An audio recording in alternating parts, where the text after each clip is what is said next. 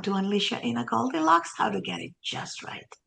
Thank you so much for joining us for another insightful and engaging conversation. You always hear me say, why Goldilocks? Goldilocks is the inner child in each of us. We know how to get life just right. We know when things are not right, when it's too hard or too soft, too hot or too cold. The inner child always knows, but the world imposes on us all these restrictions that we forget what we innately contain.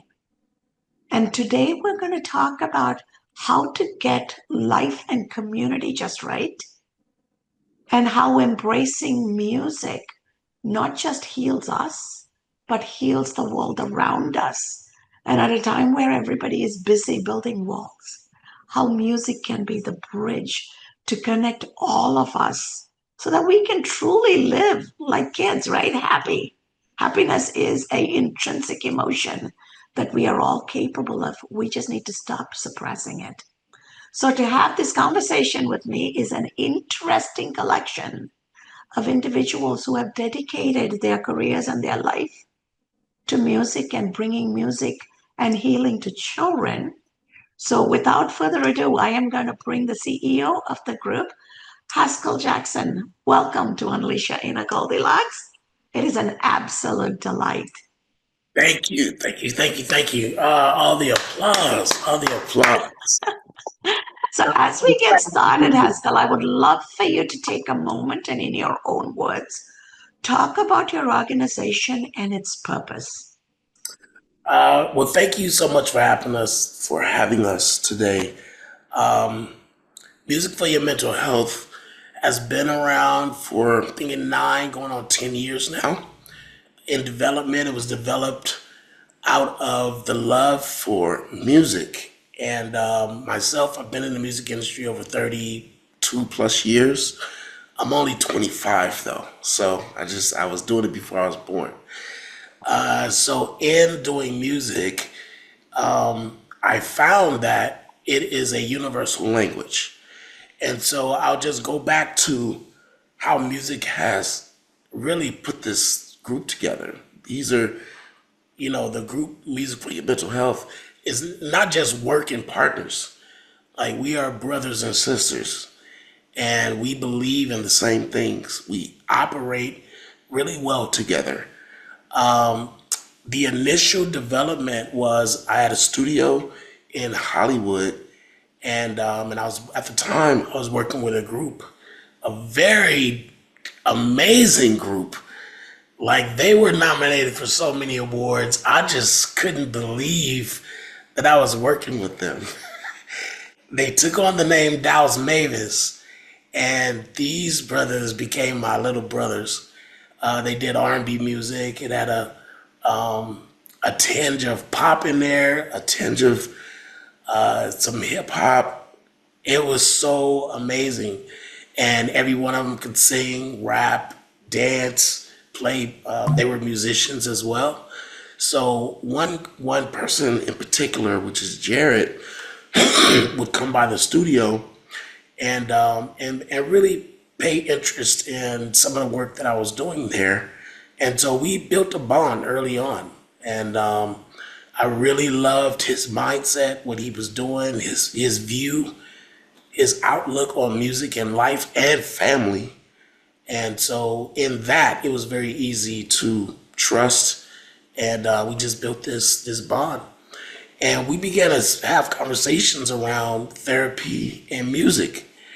And we had several conversations. We were like, man, this could be great because the studio acts as the couch in therapy anyway. But how we do it is we allow the lyrical performance, writing, music production, live performance, all of these things in preparation to show the world. A lot of times those are therapeutic sessions. And people are literally sharing their life stories with us. And we're responsible as producers to take that information and turn it into a song. And so by doing that for years and years, that was very it's always a blessing to hear someone's story and actually turn it into a song. And we found that in doing that, it became a safe place for that artist to talk. Sometimes we wouldn't record, sometimes we would just have a conversation. And many times there were tears, many times there was rage. I mean, I've seen some things in the studio that no one would ever know, and no one should ever know. So it's our job to be able to produce a product that the world can listen to without them giving just everything away. And a lot of times that takes crying, that takes screaming, that takes like venting. So we'll take on a lot of people, sharing their anger with us and dumping. Sometimes they're celebrating for something. And then you get beautiful songs and music out of this stuff. And it's very normal for us. It's an environment that's very normal. So we were like, well, you and I aren't therapists in the sense of going to college and getting the degree and all of those things. How are we going to go about this? And so he said, well, I got my brother Stevie McBride is a family therapist, certified, everything. He's really on top of his game. Let's bring him in. Let's talk to him and see what he thinks. So Stevie came by the studio. We sat down and talked, and this brother shared so much knowledge about that world that we had no idea about. Like we were oblivious.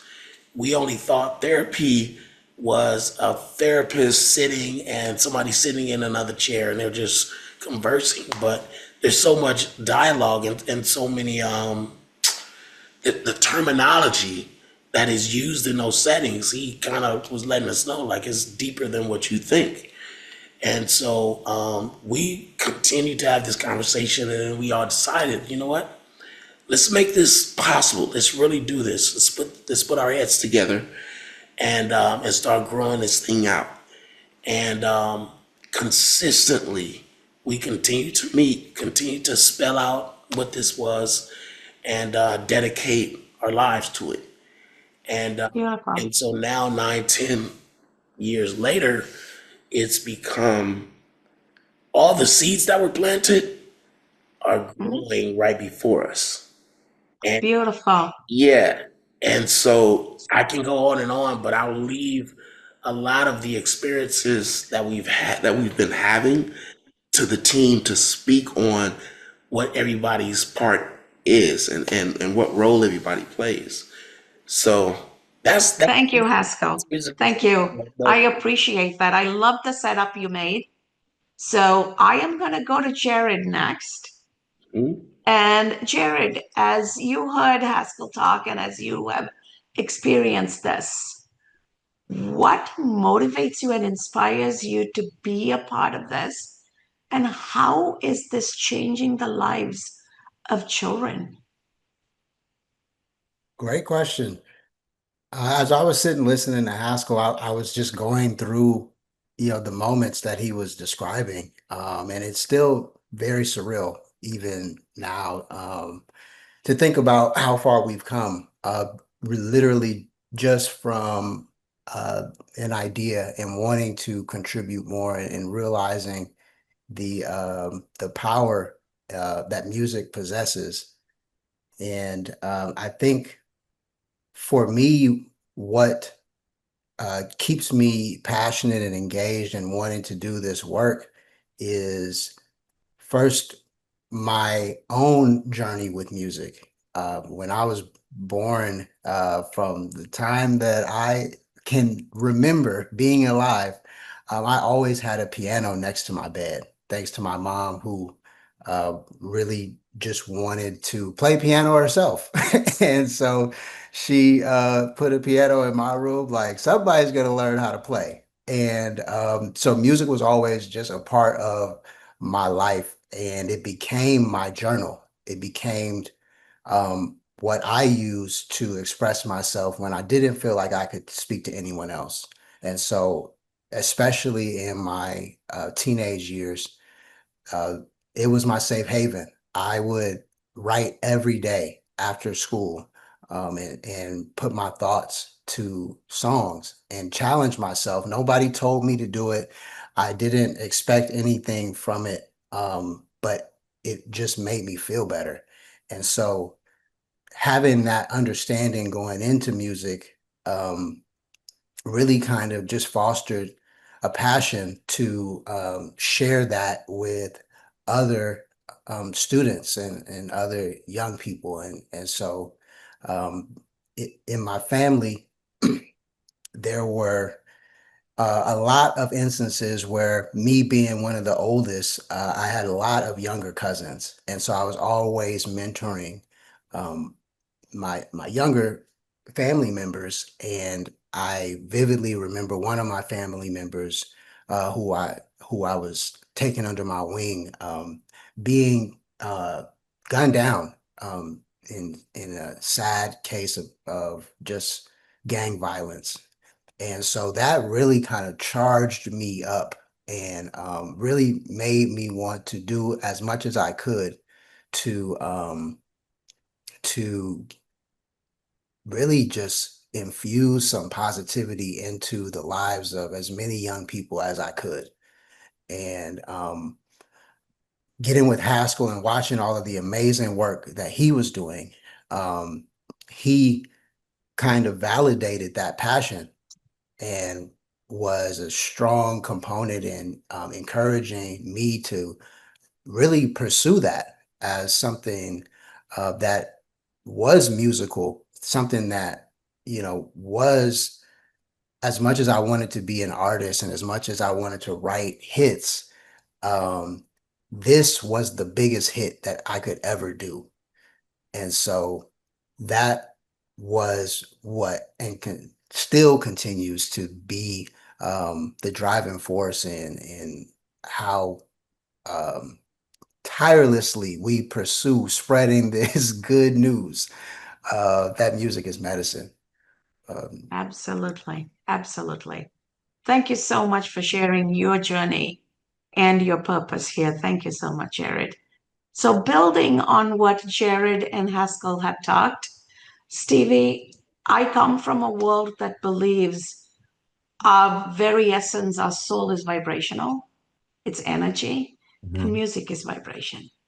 So, there's a reason why every creature, even plants, resonate with that vibrational music. So, I really would love for your thoughts on the notion of therapeutic support for children, for adults, the psychological impact of this.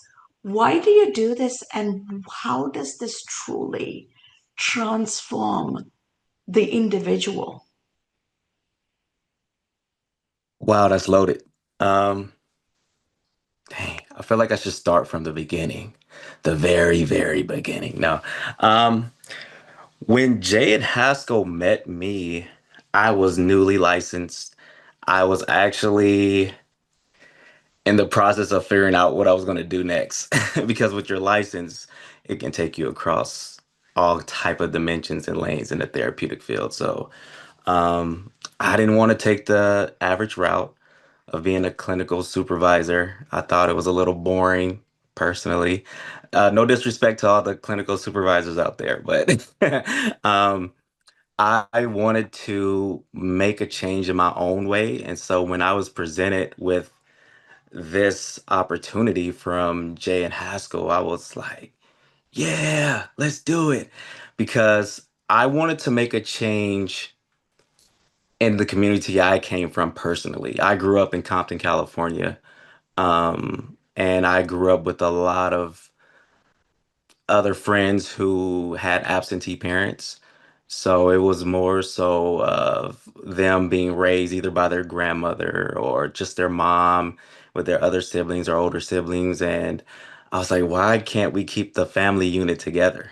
And so that was my whole purpose of actually becoming a therapist. Like, let's save Black families. That's what I was wanted to tattoo on my back. But I I couldn't do all of that. So, but I know I wanted to make that change, and so the more I got into therapy, the more I had to learn these different concepts, how to speak, how to relate. I knew the population I was going to be working with was inner city youth. And my thing was to stay relevant so that I'll be able to preach a different gospel that they haven't heard.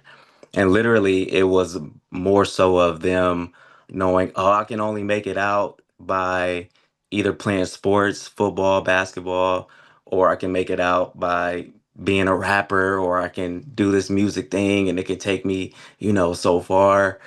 They have never seen a black therapist before.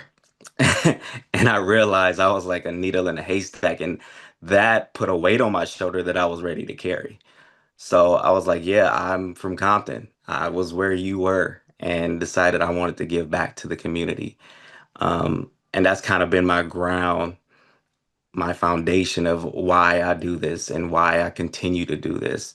And even when I meet kids today, when I'm out in different schools or wherever we're set up and located, they're like, "You're a therapist? You don't look like a therapist. Where's your tie? Where's your cardigan?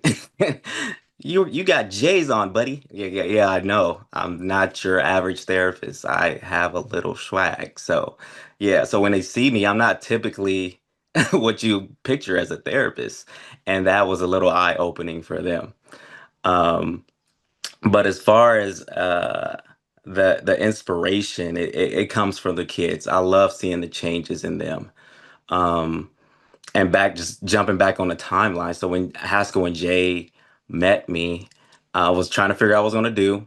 I was also transitioning to the role to be a trauma informed consultant. So I received all of this information that was new on me, but it was very relevant though to the work that I knew I was going to be doing with Jay and Haskell, and relevant to my position coming up as a trauma informed consultant. I learned and trained under a pretty famous guy. His name is Dr. Bruce Perry. He's a child psychologist, excellent at what he does, and I'll always have to shout him out because his information has been invaluable to me, and I've used it a lot since I've been trained under him.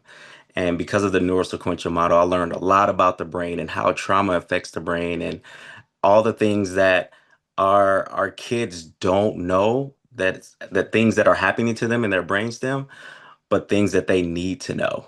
And so these are some of the tools that I've been able to impart and give to them on this journey, which has been excellent. And because it's trauma informed and I understand the brain, music was the perfect